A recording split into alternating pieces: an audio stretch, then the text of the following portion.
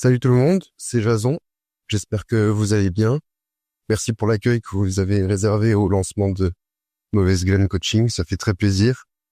Il y a eu beaucoup de partages de mes posts en story.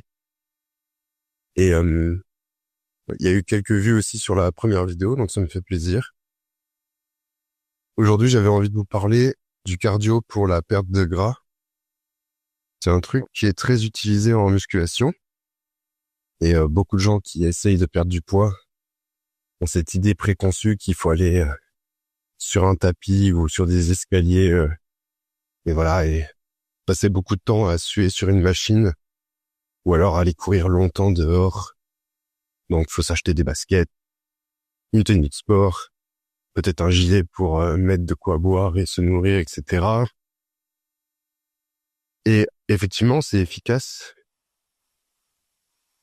Mais il y a quelques problèmes avec cette pratique en particulier. Et j'ai un meilleur outil à proposer. Déjà, pour les problèmes avec cet outil-là, c'est qu'il demande un certain investissement au-delà de juste faire l'activité en soi. Comme je disais, ça peut être un frein de devoir acheter du matériel.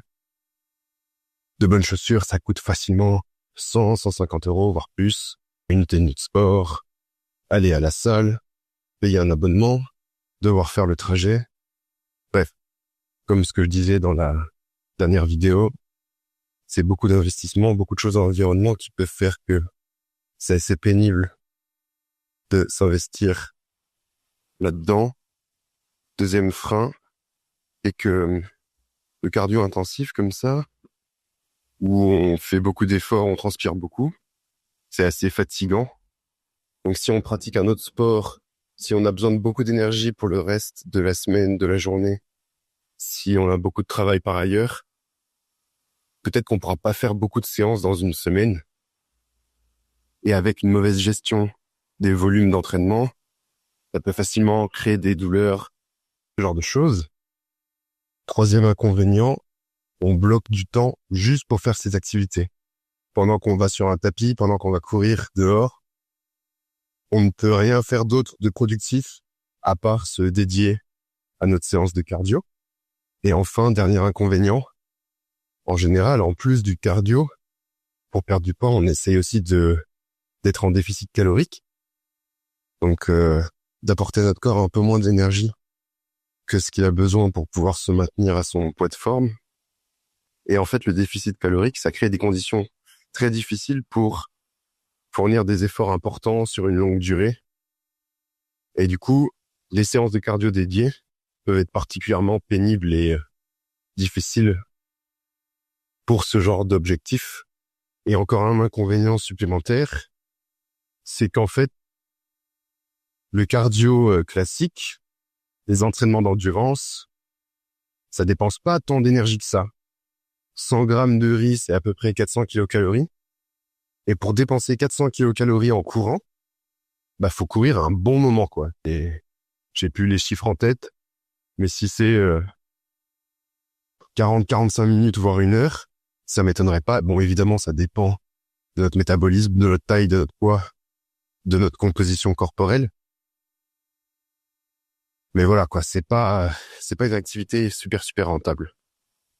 Du coup, ce que moi je conseille à mes coachés, c'est de traquer le nombre de pas qu'ils et elles font dans leur journée et leur semaine. Donc pour ça, il y a plusieurs solutions. Souvent, les téléphones, on les a toujours sur nous dans nos poches. Et ils ont des applis de podomètre. Donc ça peut être un premier outil. Non, il y a des montres connectées ou non, qui coûtent pas forcément très cher, qu'on peut se procurer assez facilement sur Internet ou dans des magasins spécialisés. Et le protocole ressemble à peu près à ça. D'abord, il faut évaluer à quel point on fait beaucoup de pas en moyenne par jour et par semaine. Je dirais qu'il faut mesurer ça pendant à peu près 1 à 2 ou 3 semaines. Ça va dépendre de si la personne est dans une période classique ou si en ce moment, il y a des conditions particulières, genre un déménagement, genre aller partir en vacances et la personne fait des randonnées avec sa famille ou ses amis, ce genre de choses. Bref, on essaie d'avoir un échantillon représentatif du niveau d'activité de la personne. Et une fois qu'on a ces moyennes, je vais donner des objectifs de pas à la hausse, suivant les objectifs de perte de poids de la personne. Donc, on va souvent commencer par rajouter 1000 ou 2000 pas en moyenne par jour et par semaine. Et on continuera d'augmenter tant que ça convient à la personne. Du coup, l'avantage de cet outil-là par rapport à du cardio classique, c'est un peu l'inverse de tous les points négatifs que j'ai dit au sujet du cardio classique. Déjà, pour moi, le gros point positif, c'est que c'est pas fatigant. On va pas créer de douleur, on va pas créer de surentraînement, on va pas créer de fatigue excessive dans la journée, juste parce qu'on essaye de marcher plus. Le deuxième point positif, et qui est quasiment pour moi aussi sympa que le premier, c'est que on réserve pas de temps, on n'est pas bloqué spécifiquement pour notre cardio. On peut marcher pour faire ses courses, aller à tel ou tel magasin auquel on devait passer depuis un moment, consulter tel ou tel professionnel de santé, aller promener son chien, aller voir ses amis ou sa famille qui sont pas très loin et qu'on ne prend pas trop le temps de voir d'habitude, aller déjeuner, pique-niquer dans un parc le midi, par exemple, aller travailler dans un café, dans une bibliothèque. Bref, il y a plein de bonnes raisons qui peuvent justifier de se déplacer plus souvent à pied. Donc je reconnais que c'est surtout applicable quand on vit proche de centre-ville.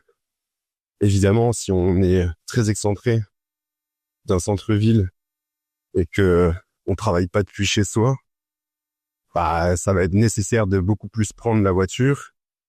Mais là encore, on peut imaginer d'autres solutions. Peut-être que si on n'est pas trop loin, on peut préférer se déplacer en vélo pour augmenter un peu son niveau d'activité physique. Et puis, on pourra toujours essayer d'aménager des solutions pour augmenter son activité physique à la maison directement. Donc, ça peut être de prendre spécifiquement la charge de tâches physiques. Si on ne vit pas seul et qu'on s'était mis d'accord avec les personnes avec qui on vit, il y a une certaine répartition des charges. Peut-être qu'on peut se dire, là, pendant un mois, ce sera plutôt moi qui m'occuperai spécifiquement du ménage, spécifiquement du rangement de certaines pièces de la maison, spécifiquement de l'entretien du jardin, des tâches de bricolage qui étaient en attente depuis un moment, de faire des trajets jusqu'au recyclage ou à la déchetterie qui sont pas loin de la maison.